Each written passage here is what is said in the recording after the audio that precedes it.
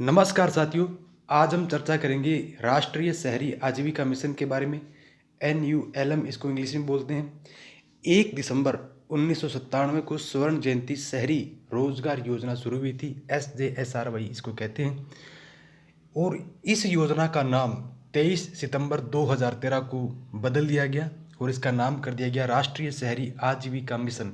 यानी कि पहले से जो योजना चल रही थी उसका नाम परिवर्तित करके उसका नाम क्या कर दिया गया, राष्ट्रीय शहरी आजीविका मिशन कर दिया गया।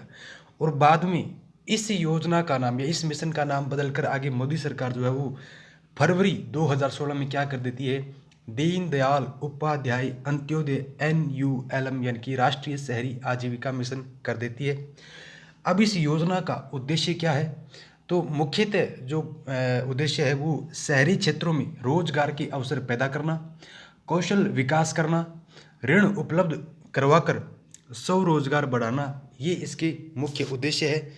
उसके अलावा इस योजना या मिशन का प्रमुख नारा क्या है या स्लोगन क्या है, टैगलाइन क्या है, तो मेरा रोजगार उन्नति का आधार इसका प्रमुख वाक्य या टैगलाइन है इसका।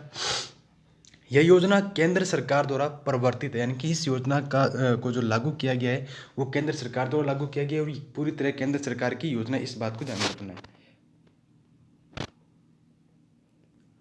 उसके बाद में यदि बात करें तो वित्त पोषण, यानी कि इस योजना में कितना पैसा सेंटर का होगा, कितना पैसा राज्य का होगा। तो जब ये 2013 में राष्ट्रीय शहरी आजीविका मिशन के रूप में था तब इसमें जो वित्त पोषण था वो सेंटर का था 75%, यानी कि C दर्शाता है सेंटर को, यानी कि केंद्र सरकार को। 75% जो पैसा था वो केंद्र सरकार का होता था। और स्टेट S दर्शाता है वो स्टेट को, यानी कि राज्य को, और राज्य का पैसा 25% होता था। लेकिन 2016 में इस वित्त पोषण के अनुपात को बदल दिया गया, जैसा कि नाम बदला गया उसी प्रकार इसका वित्त पोषण जो अनुपात था उसे भी बदल दिया गया। सेंटर का अब 60% पैसा होगा और राज्य का या स्टेट का होगा वो कितना होगा, 40% होगा। और जिन राज्यों को विशेष राज्य का दर्जा प्राप्त है वहाँ वित्त पोषण क्या होगा, केंद्र का 90% पैसा होगा और स्टेट का कितना होगा, 10% होगा। प्रशिक्षण आयु वर्ग, यानी कि इस योजना में क्या ट्रेनिंग प्रशिक्षण भी होता है, तो बिल्कुल होता है।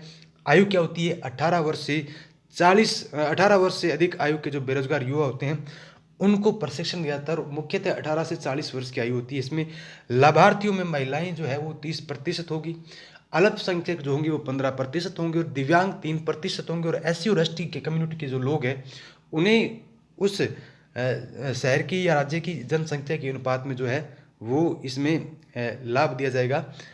कार्य क्षेत्र क्या है, तो भारत के समस्त जिला मुख्यालय और 2011 की जनगणना के अनुसार ऐसे कस्बे या शहर जिनकी जनसंख्या 1 लाख से अधिक है उन्हें भी इस मिशन में शामिल किया गया है। और इस प्रकार देखें तो भारत के लगभग 790 शहरों को इस योजना में कवर किया गया है। और राजस्थान की बात करें तो राजस्थान के 196 शहरों को इस योजना के अंतर्गत रखा गया। और इस मिशन का नोडल मंत्रालय कौन है, यानी कि प्रभारी मंत्रालय कौन है, तो आवास व शहरी गरीबी उपशमन मंत्रालय, भारत सरकार का जो मंत्रालय है वह इस योजना या मिशन का नोडल मंत्रालय है। इस बात को हमें ध्यान रखना है। तो ये राष्ट्रीय आजीविका मिशन, राष्ट्रीय शहरी आजीविका मिशन के बारे में बोल दीजिए, या दीनदयाल उपाध्याय अंत्योदय राष्ट्रीय शहरी आजीविका मिशन बोल दीजिए के बारे में कुछ परीक्षा की दृष्टि से सामान्य जानकारियाँ थी।